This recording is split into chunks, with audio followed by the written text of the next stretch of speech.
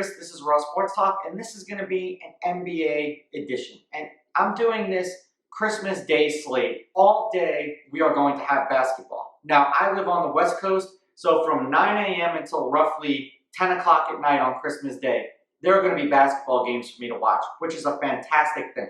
And it's even better that Christmas this year falls on a Friday, so there is no battling with, do I want to watch college football? Do I want to watch the NFL? Do I want to watch hockey? So we're going to kick it off with the Pelicans at the Heat. And this is one of the games that I actually am going to be very interested in. The Pelicans have said that they're not going to put any time limits on Zion, so he should be able to play the full season. And the Pelicans are going to be a very, very good team. And of course, the Miami Heat are coming off of that disappointing loss to the Lakers in the NBA Finals. No one expected them to be there. They were like a dark horse that just kind of came out like bats out of hell in the playoffs and went on quite the run. I'm interested to see how both of these youthful teams match up against one another. You've got a youthful team in the Western Conference with probably very little expectations because the West is so stacked. And then you've got a youthful team in the Eastern Conference in the Miami Heat who have all of these expectations because now they just went to the NBA Finals. Granted, the East was very hurt, but it doesn't matter. They were still there. Then we've got the Golden State Warriors at the Milwaukee Bucks. And I don't know why I am not all that interested in this game. I know that we're going to have Steph Curry back, and I think that that's the reason why I am not so necessarily interested in this game, because I believe that the Warriors are going to do what the Warriors do, and that's win, especially with Steph Curry. Everyone's seen how critical I can be of Giannis. The dude can't hit jump shots, and the dude can't hit free throws. Yes, he's a reigning MVP, but so is Steph Curry. And now with a healthy Steph Curry and James Wiseman, they're going to be a very, very dominant team in the Western Conference.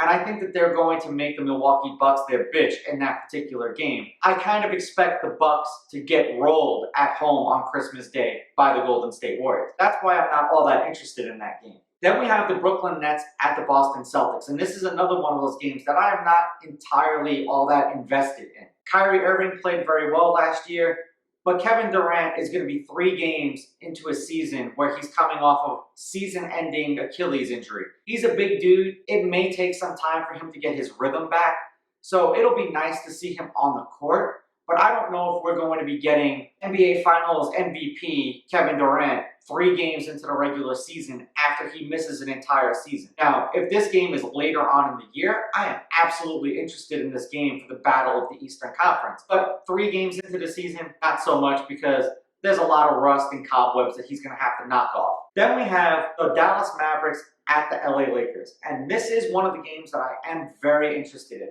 Now, I'm more so interested to know whether or not Porzingis is going to play, because if he plays, this will be an interesting matchup. You know, Porzingis versus Davis, Doncic versus, I can't say versus LeBron because they play 2 different positions. We know inevitably who's probably going to be guarding.